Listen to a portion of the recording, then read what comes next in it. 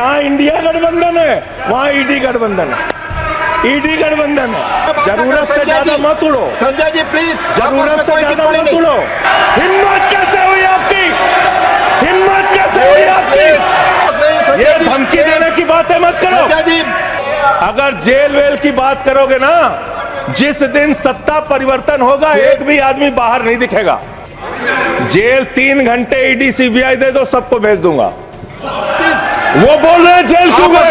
हमको अगर दर्शन करना होता है मान्यवर, तो हम काशी जाते हैं, महाकाल का दर्शन करने उज्जैन जाते हैं, प्रभु श्री राम का दर्शन करने अयोध्या जाते हैं। लेकिन भाजपाइयों को जब दर्शन करना होता है तो ये मस्जिद में भगवान का दर्शन करने जाते हैं। मस्जिद में मंदिर खोज रहे हैं पूरे देश के अंदर। ये भारत खोदो योजना चला रहे देश में।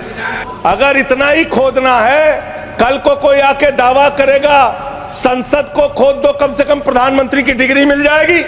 ये कर रहे हैं दलितों के साथ साथ, मंदिरों में घुसने नहीं देते। इनकी मानसिकता ये है, इनकी मानसिकता ये है। आप नफरत करते हैं दलितों से, पिछड़ों से, आदिवासियों से, ये आपकी मानसिकता है। भ्रष्टाचार के खिलाफ जब बोलते हैं भाजपा के लोग, तो लगता है ओसामा बिन लादेन अहिंसा पे उपदेश दे रहा है। ये भ्रष्टाचार के खिलाफ बोलेंगे। गाय काटने वाली कंपनी से चंदा लेने वाले लोग मेरे ऊपर सवाल उठा रहे हैं। ये मंत्री हैं सरकार के। बच्चों शांत हो जाओ, बच्चों हल्ला मत करो, बच्चों शांत। दिल्ली में कैसे चुनाव कर रहे हैं लोग? ये महाराष्ट्र और हरियाणा का प्रयोग, चुनाव घोटाले का प्रयोग दिल्ली में करना चाहते हैं। आपके लड़के कतर के शेखों के साथ बिजनेस करेंगे, दुबई के शेखों के साथ बिजनेस करेंगे, यहाँ मुसलमानों के खिलाफ हिंसा की बात करोगे। मैं एक बात इन लोगों को समझाना चाहता हूँ, दिल्ली चुनाव में आ रहे हो, शांति से आना, एकदम शांति से आना। हमारा संविधान कहता है सेकुलरिज्म की बात, धर्मनिरपेक्षता, जिसका खुलेआम आप विरोध कर रहे हैं। ये एक ऐसी सरकार है, हमारे प्रधानमंत्री जी भारत के संविधान पे शपथ लेकर देश के प्रधानमंत्री बने। यहां पे बैठे हुए सांसद संविधान की शपथ लेते हैं, मंत्री संविधान की शपथ लेते हैं, लेकिन संविधान में लिखी हुई बातों को नहीं मानते। धर्मनिरपेक्षता से इनको मतलब नहीं है। हमको अगर दर्शन करना होता है मान्यवर, तो हम काशी जाते हैं, महाकाल का दर्शन करने उज्जैन जाते हैं, प्रभु श्री राम का दर्शन करने अयोध्या जाते हैं। लेकिन भाजपाइयों को जब दर्शन करना होता है तो ये मस्जिद में भगवान का दर्शन करने जाते हैं। मस्जिद में भगवान का दर्शन करने जाते हैं, मस्जिद में मंदिर खोज रहे हैं पूरे देश के अंदर। तो इसलिए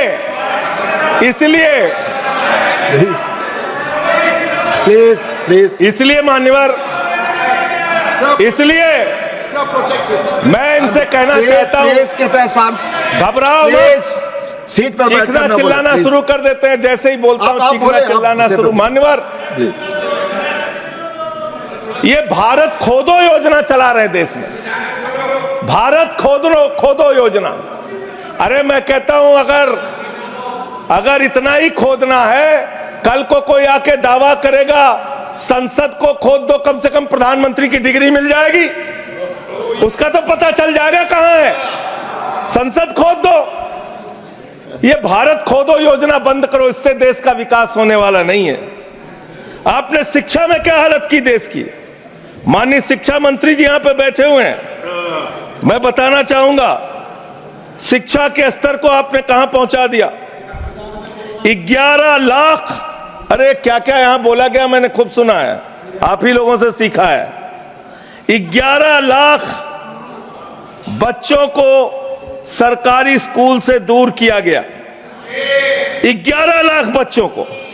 यह देश के अंदर शिक्षा की व्यवस्था है, और इसमें सबसे ज्यादा मान्यवर, अगर किसी राज्य की भागीदारी है जहां पे सबसे ज्यादा बच्चे सरकारी स्कूल से दूर हुए हैं, पिछले 8 महीने का आंकड़ा शिक्षा मंत्रालय ने लोकसभा में रखा, 11 लाख में से अकेले 7,84,000 बच्चे उत्तर प्रदेश में सरकारी स्कूलों से दूर गए। ये कर रहे हैं शिक्षा के नाम पे आप। देश की शिक्षा की व्यवस्था की हालत यह कर दी आपने। 63,000 बच्चे आसाम में सरकारी स्कूलों से दूर हुए। यह सरकार का आंकड़ा, मैं अपनी ओर से नहीं पढ़ रहा हूं। जब सरकार से पूछा गया शिक्षा पे कितना खर्च करते हैं, जीडीपी का कितना हिस्सा शिक्षा पे खर्च करते हैं, पिछले 3 वर्षों से भारत की सरकार जीडीपी पे 0.4% शिक्षा पे ऊपर खर्च करती है। और दिल्ली की सरकार, जहां अरविंद केजरीवाल की सरकार है, हम शिक्षा के ऊपर 25% बजट का हिस्सा खर्च करते हैं मानव। स्वास्थ्य के ऊपर दिल्ली के अंदर 13% हम खर्च करते हैं। और भारत की हमारी सरकार जो अपने आप को कहती है मोदी जी की बड़ी योजनाएं हैं, बड़ी ताकतवर सरकार है, मात्र 2% स्वास्थ्य के ऊपर खर्च करती है। यह इस देश की हकीकत है। कैसे समानता आएगी, कैसे संविधान में लिखी हुई बातों की सुरक्षा हो पाएगी। मैं दिल्ली की बात करूं, अगर एक राज्य सरकार दिल्ली के लोगों ने भी चुना, जिसको आप चलने नहीं देते, बार बार उसके ऊपर रोक लगाते हैं, लेकिन उस राज्य सरकार के काम क्या हैं वो आपको जानना बहुत जरूरी है। एक ऐसी सरकार जिसने, अब देखिए टोका टोकी करेंगे। बोलिए ना, आप बोलिए, आप क्यों उधर बात अभी ये लोग जब बोल रहे थे मैं चुपचाप सुना। आप बोलिए। अगर जेल वेल की बात करोगे ना, जिस दिन सत्ता परिवर्तन होगा एक भी आदमी बाहर नहीं दिखेगा।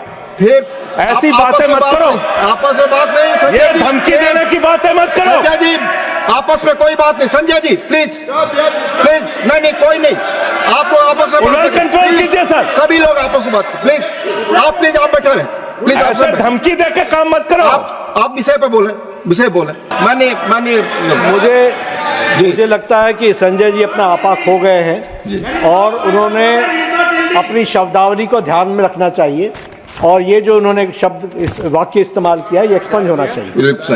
प्लीज आप बोले, प्लीज बैठ। सर बोलिए, मैं दिल्ली के काम बता रहा हूँ। आप दिल्ली के काम बताइए, आपस में दिल्ली की सरकार ने क्या किया है संविधान की रक्षा के लिए। टीका टिप्पणी ना करें। दिल्ली की सरकार ने क्या किया है इस देश के नागरिकों को मजबूत बनाने के लिए। दिल्ली की सरकार ने क्या किया है शिक्षा और स्वास्थ्य पे काम करने के लिए। दिल्ली की सरकार ने क्या किया है बाबा साहब के लिखे गए एक एक शब्द को जमीन पे उतारने के लिए। दिल्ली के अंदर शिक्षा में हमने 25% खर्च किया, स्वास्थ्य में हमने 13% खर्च किया। दिल्ली में हमने बिजली फ्री दिया। पूरे देश में पहली सरकार है जो बिजली फ्री देने का काम करती है। दिल्ली के अंदर केजरीवाल जी ने 200 यूनिट बिजली फ्री, 400 यूनिट बिजली आधे दाम पे दिया। दिल्ली के अंदर केजरीवाल की सरकार ने इलाज मुफ्त किया, पानी मुफ्त दिया। दिल्ली के अंदर सीट पर बैठकर बुजुर्गों को तीर्थ यात्रा, बुजुर्गों को तीर्थ यात्रा कराने का काम किया। बुजुर्गों को तीर्थ यात्रा कराने का काम किया दिल्ली की सरकार ने। दिल्ली की सरकार ने माताओं बहनों के लिए बस की यात्रा फ्री करने का काम किया। और अगली योजना आ रही है, दिल्ली में केजरीवाल मुख्यमंत्री बनेंगे, दिल्ली की महिलाओं को 2100 रुपए हर महीने उनके खाते में पहुंचाया जाएगा। हम महिला को सशक्त करेंगे, मजबूत करेंगे। संविधान पर भी जोड़िए उसको, संविधान पर संविधान पर बोलिए संजय जी। संविधान के अंतर्गत मैं एक चुनी हुई सरकार के बारे में बोल रहा हूं। संविधान पर चर्चा हो रही है, दिल्ली में चर्चा होगी, संविधान पे आप बोले और दिल्ली में बैठे रहे। मैं बोल रहा हूं, दिल्ली के अंदर 200 किलोमीटर के मेट्रो नेटवर्क को हमने 2015 से बढ़ाकर 450 किलोमीटर किया। संजय जी कॉन्स्टिट्यूशन पे बोलिए। सर उन्होंने अपने सरकार की उपलब्धि गिनाई, आपने उनको नहीं रोका। प्लीज, अगर हम दिल्ली में चुनी हुई सरकार के काम को बता रहे हैं, हम सबसे आग्रह कर रहे हैं अपने विषय पर बोलिए। जिस राज्य से मैं चुना गया हूं, आपसे भी कर रहे हैं, उस राज्य में क्या काम हो रहा है, क्या ये देश, इनको दर्द क्यों हो रहा है? प्लीज विषय संविधान पर चर्चा, पेट में तकलीफ क्यों हो रही है? संविधान पे चर्चा हर सदस्य से, इनको तकलीफ क्यों हो रही है? हर सदस्य से हम अपेक्षा करते हैं संविधान पर बोले। तो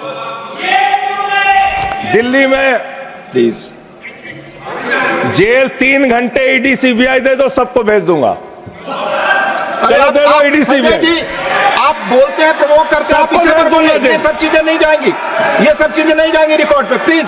वो बोल रहे हैं जेल क्यों आपस गए? में बात न करें, आप बोले संविधान पर, नहीं, आप रोक रहे हैं आप उनको आपस सर। में बात न करें, प्लीज प्लीज।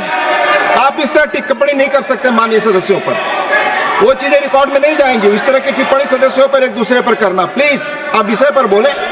सर